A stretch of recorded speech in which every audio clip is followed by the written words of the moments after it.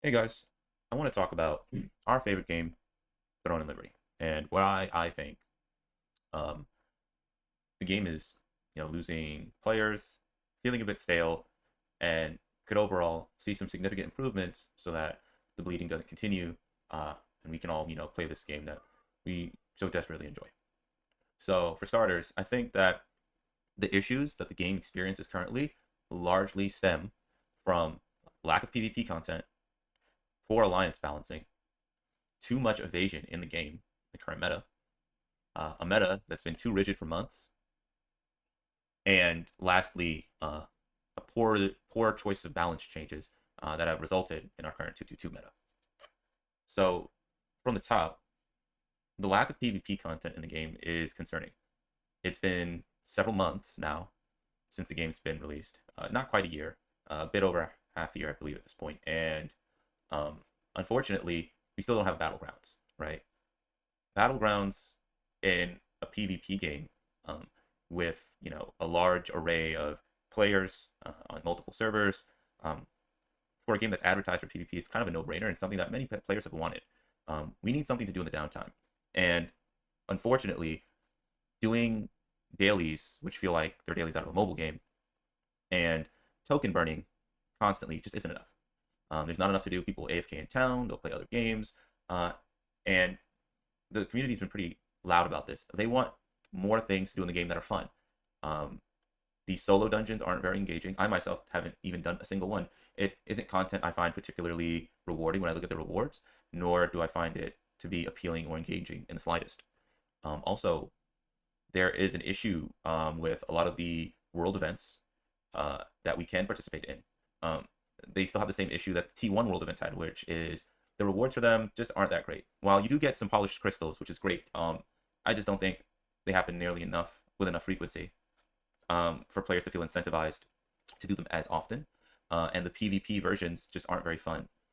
In particular, when we do Dominion, teams aren't very balanced. This is where battlegrounds would be a lot better, because if these instanced battlegrounds held, let's say, 100 players at most, 50 on each side, balance would be a lot easier. And if there is an objective to fight over, or even if it were just a team deathmatch, um, being able to queue for that event that may take 20 minutes at a time or 15 minutes at a time um, would have players feeling a lot more engaged and willing to uh, stay in the game, playing the game, doing the PvP content with the classes that they enjoy to play, or deviate from some of those classes and expound on the meta should it permit, right? But right now, there just isn't a lot of content to really engage in for most players. So if battlegrounds were introduced at the very least, which I don't think is a very hard thing to do, we would definitely see an uptick probably in player activity. Also, I think that arena needs to be further balanced. There isn't a lot of balance in regards to the current arena content that we have. So right now, um, arena is very binary. The only classes that seem to do well in arena and players who seem to have fun in arena are ravagers, scorpions, shadow dancers, a majority of your dagger classes, and then of course your crusaders and or seekers.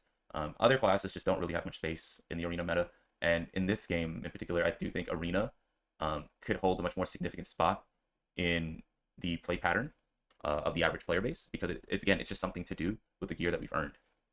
Because the arena doesn't accommodate for wand DPS, anyone who plays a wand class after the recent wand changes to allow us to be flexible and actually do much more damage, you don't get a healer. And I mean, that's a pretty big oversight. Also, other classes, like I said, that aren't Ravager, Scorpion, Shadow Dancer, Crusader, or Seeker, they just don't have, like, if you're not one of those classes, you don't really have a spot in the arena meta most often than not. This is largely due to some poor balance choices and a lack of a stat spread that exists within the game to accommodate what others would consider to be niche builds. But that does need to be addressed, because without a robust arena or battlegrounds, the content for PvP in this game is severely lacking. I'd lastly like to talk about Siege in this game. Siege has lost all of its meaning. I would say that for a majority of the player base, the first or second sieges on their servers were likely the best sieges. And this is because there was a lot of anticipation beforehand, there were a lot of narratives, and just things that people had yet to discover. However, as time has progressed and the game has matured in the West, strats, exploits, general guild strength or alliance strength. All these sorts of factors have been considered and reiterated by the player base over and over to the point where I suppose a formula has been found already. You already know who's who. You already can predict who's going to win a siege, and even for the winner, there isn't really much engagement. I myself have won many sieges on Crimson, which is now Oblivion server, in the numerous guilds or alliances I've been in, and whether it be on the attacking side or the defender side, there isn't really much to fight for, and it's extremely disappointing. In particular on the defending side, because you're kind of just cooped up in the throne room for a large portion of it, if there is a significant resistance, and it's not very engaging or fun. Most of the fun is had outside of the throne room, outside of the castle walls even, or inside of the castle walls, not really near the throne room, but in the general common area. That's usually where a lot of the action's at, and the closer you get to the throne room, the more binary and the more unfun it gets. There are far too many chokes in this game. The map needs to be opened up a bit more. But in particular, as it regards sieges, I just don't think Stone Guard Castle can continue to be the only siege content in this game. I would highly recommend other areas be open for sieging, and the entire map for 2 or 3 hours even be opened up to PvP once or twice a month for guilds, for alliances rather, to war. So imagine if you could war for Stone Guard, but you could also war for Talantre, and you could also war for Lasselin, I guess. I'm pretty sure that's what the starter zone is, where Castleton is. And these areas, these 3 major zones, can be held by 3 different alliances. And the owner of those alliances, they can set regional taxes. They each have their own unique and specific yet significant buffs. They have their own stylistic castles to fight over. And again, the entire area or the zone is open up for PvP. And the central node or the point in which where we're fighting, the castle, so to speak, isn't just this very small binary choke, right? There are lots of areas within this area to fight over, to hold what is the castle or the throne in that area, where these alliances can fight and have interesting strategy and just be engaged, right? I think if the map was opened up a lot more, it would help with server load. It would also help player retention and engagement, just across the board, right? But again, it needs to extend beyond Stone Guard. The Stone Guard Castle Siege it isn't enough. It's very lackluster and it's very limiting. As it regards alliances, a lot of the community has been extremely outspoken about alliance balancing. Right now, I think it is a common consensus that alliances are simply far too large, and because alliances are far too large, the game has become incredibly binary, and it's allowed for some very interesting and hard choices the developers have had to make to try to balance the game. I would like to propose that alliances be reduced. 2 guilds at best should only be an alliance, right? Guild should only be 70 members large, but there should only be 2 guilds within an alliance. To accommodate smaller guilds who would likely still be reluctant to commit themselves to an alliance, especially without incentives that seem more immediate or less committal, I would suggest allowing these guilds to become mercenaries. Allow these smaller guilds to redesignate themselves as war bands, right? Or something like this. And doing so, putting on this specific designation, would cap their guild to 48 members. However, these war bands would be able to be hired by any alliance. Only one, though. So instead of a maximum of around 240 players in any given alliance, in a 4-man alliance, conventional alliance, you now have an alliance that's at max 210 members, or actually less. It'd be 180 rather. 180 members, 188, something like that, members. 188 is quite smaller than 240, and I do think that it would spice up many servers. Many servers have more than one competitive guild. If that guild or those guilds were forced to break their alliances and add some sort of ancillary mercenary, which is only employed to them for a week at a time, servers and server PvP in general, I think, would be a lot more dynamic and it would be a lot more interesting. I also think that to accommodate such an alliance change, open world PvP needs to be opened up more. In particular, Boonstones and Riftstones can no longer be instants.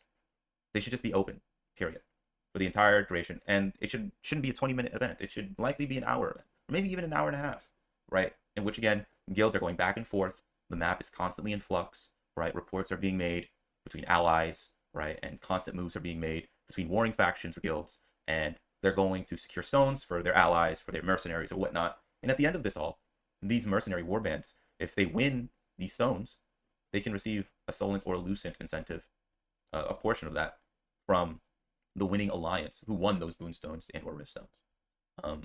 I think this would be far healthier. It'd be far more dynamic. It'd just be interesting in general. And it would just loosen up the monotony that a lot of players are experiencing within the game right now. I also would like to mention that world bosses in particular are awkward right now. Before, where there was just one alliance, 240 men controlling an entire zone or an area for every world boss that had spawned, which they don't spawn frequently enough. These world bosses need to spawn far more frequently, not just during peak hours. Right now, like the conflict bosses aren't interacted with at all. People don't want to fight each other because they know the outcome in these inter-servers are not going to be very favorable. You're either going to be paired with your allying guild if you're one of the stronger alliances, and if you're one of the weaker guilds or the weaker alliances, you're going to be forced into a 1v1, 48-man 1v1, so not even your whole guild can be there, against some guild that is going to run you over.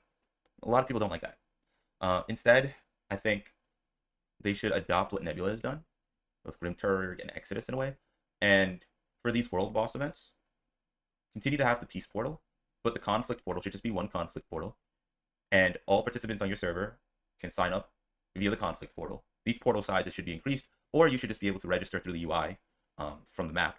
That way there isn't too much server congestion in one area. And when you sign up for this conflict event, this conflict boss, let's say it's conflict Manticus, a larger portion of the zone is opened up and more respawn areas are had, and you are paired against a server. So if this week Oblivion is paired against Moonstone, right? All conflict bosses in Nebula, but also in the open world, will be against Moonstone. And so every guild would be going through there, and they'd be spawned, in their starter areas or their starter zones, and then they could go into any of these portals labeled, I suppose, let's say 1 through 6, right? Portal 1 through 6, and now it's every guild who signed up for these conflict events on Oblivion versus every guild who started these conflict events on Moonstone, against not just against the other guilds on the other server, but against the guilds on your own server who aren't in your alliance. And I think that would be far more interesting and far more dynamic and far more fun. We need more just large scale engagements in general. There's not enough people want to play large scale in this game. They just want to do so in a way that doesn't feel like it's a losing battle. And the reason why it has felt like a losing battle for so long is because alliances are just allowed to get too big and too strong, and there isn't enough variance. There needs to be enough variance so that people feel like they have a shot at winning and feel like there's a point in showing up. Not only do these conflict events need to happen in such a way where there are more participants, but alliances are not as strong because they're smaller. Even if they did have a war band in tow of only 48 members. I do think that the contribution rewards for the amount of damage you're doing to these bosses, whether they be arch bosses or conflict bosses, they need to be further incentivized. If you have the top contribution for a conflict boss, I think that guild should be guaranteed either a weapon or an accessory. Either or. It can be random, but one of the accessories or one of the weapons that boss drops, one of the premier tier 2 ones that drop, should be granted to that guild, as well as a random epic T1 or T2 drop in tow. Every other guild that has participated and is reached within the top 10 should have a random chance at a T2 or T1 epic drop for their participation, right? I do think that doing this, again, would allow guilds to feel like they have a shot, whether it be big or small, at doing something and getting something out of it. We just need more events. We need more people at the events to allow more people at the events, but we need to do so in a way where one side isn't too large, so that alliances don't feel too overbearing.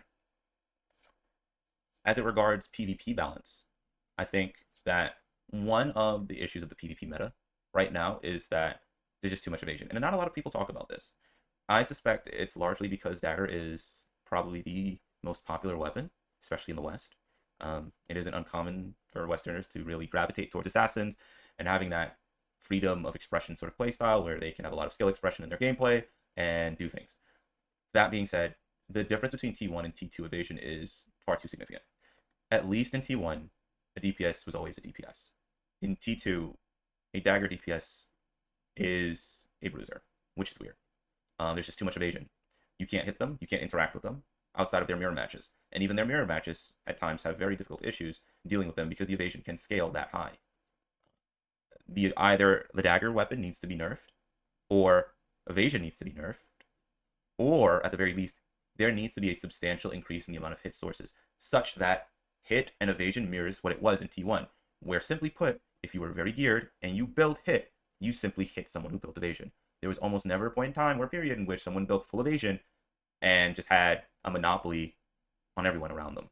Right now, that is the case, and the only thing that's really stopping these players from really running rampant, are the tanks and the seekers in the 222 meta, which they complain so much about.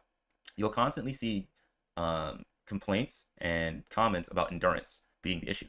But endurance isn't really what they're experiencing. They're describing it as endurance, but no player in the game is building so much endurance that they're unkillable. Endurance doesn't make you unkillable. It's the damage reduction effects. It's Bastion being up.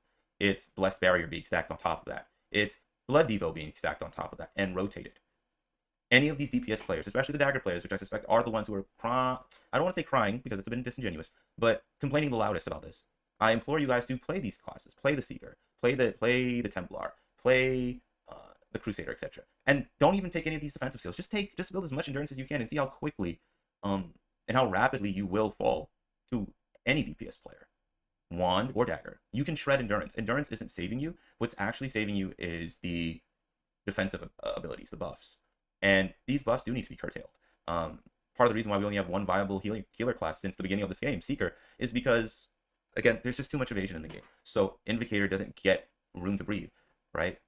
Where are the Seeker counters in the meta that petrify them and disable them from being able to do anything? Where is anything else in the meta forcing people to diversify their builds or their resistances?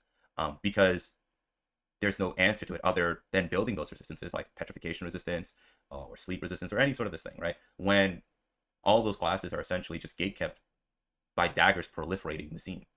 The reason why there aren't that many ranged DPS is because there's just too many dagger DPS. Right now, my guild on our server in Oblivion, it's very stark. There's only one other guild that we have a very hard time fighting, and they're a proper 2-2-2 comp. Every other guild isn't a proper 2-2-2 comp, and it doesn't matter what they try throwing at us. They can't really win because they have a lot of classes of yesteryear, right? Of yester meta, whatever you want to call it, right? They have a lot of the libs. They have a lot of these other ranged DPS that would be fine in a meta of old, but in the current meta where there are so many daggers and melee DPS that you can't hit if you're a liberator, and even if you did try to build enough hit, if you manage to do that, you just get eaten alive because you can't sustain yourself, right?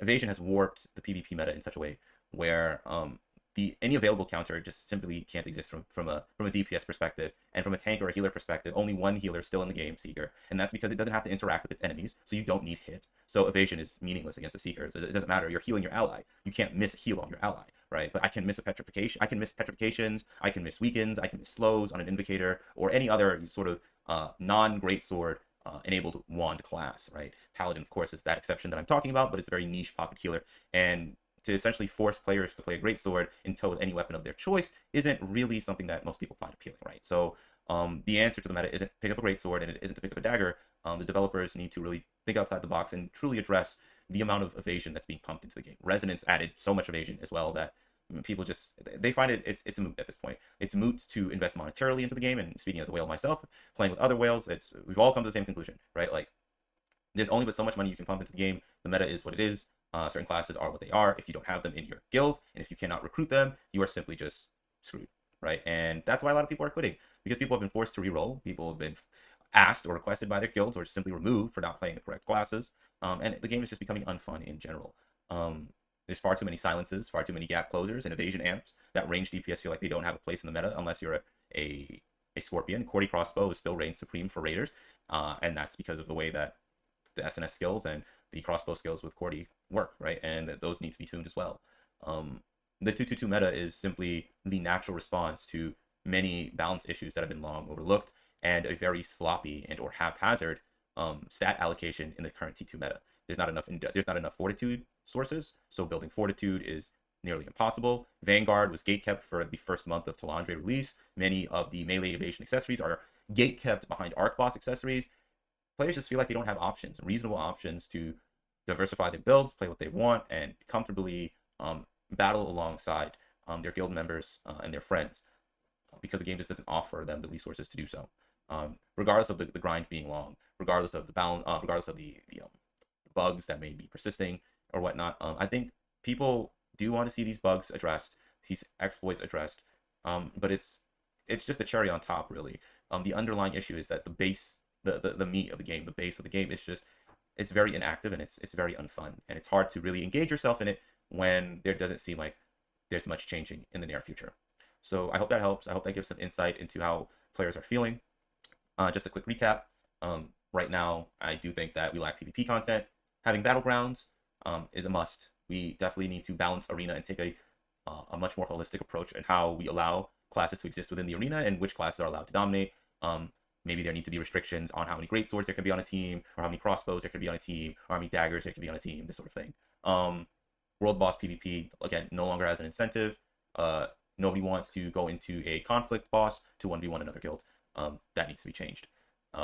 When it regards alliances and sieges, sieges should likely be iterated to extend far beyond Stoneguard. Stoneguard just isn't enough. Perhaps adding regions to fight over, like Laslan or Talandre, castles in each of those regions as well. And during the siege, all regions are available for combat. I think that would make for an interesting PvP scene, allow some more personalization in regards to which castles you might want to go for, and allow us to customize these castles. Allow the guilds and the alliances that win these things to interact with the world in more ways than just winning a meager amount of Solent or Lucent at the end of a 45-minute war, which is too short. I do think it should be somewhere closer to like an hour and a half or two. Alliances do need to be reduced. Only 2 guilds per alliance, and if we want to expand on that a little, we could give smaller guilds the ability to merc, become warbands. Those guilds would only be 48 members large. However, they could get boonstones, they can get riftstones, and if they aid any of their alliances to win a boon or a riftstone, they get a portion of the Lucent or the Solent as well. When it comes to boonstones and riftstones and world bosses, for boonstones and riftstones, all boonstones and riftstones should be available for content when it's time to fight for boonstones and riftstones. These events should take probably closer to an hour and a half or 2 hours, and by the end of that, you could have one or even multiple boons or rifts, and for yourself or for your alliance, and I think that would be a lot more interesting and fun for the player base at large. Harken back to an older time in Throne and Liberty where alliances were cross-map rather than just in this very small gated instance fighting over one choke. Let alliances pick and players pick and choose their battles, and let that be dynamic and fun. I also think that conflict world bosses should be more like Nebula and how it exists now, inter-server, right? One server versus another server for that week, and you apply for that conflict boss. You spawn in, the zone is much larger, there are more respawn points, the boss's health is scaled appropriately, rewards are scaled appropriately, but it's just a larger battle in general, and that would be a lot more fun. The guilds that win top 10 in sort of contribution get their rewards, top guild gets guaranteed loot, something like this, I think would be a step in the right direction. And then lastly, as for PvP balance, there's just too much evasion in the game. It needs to be addressed.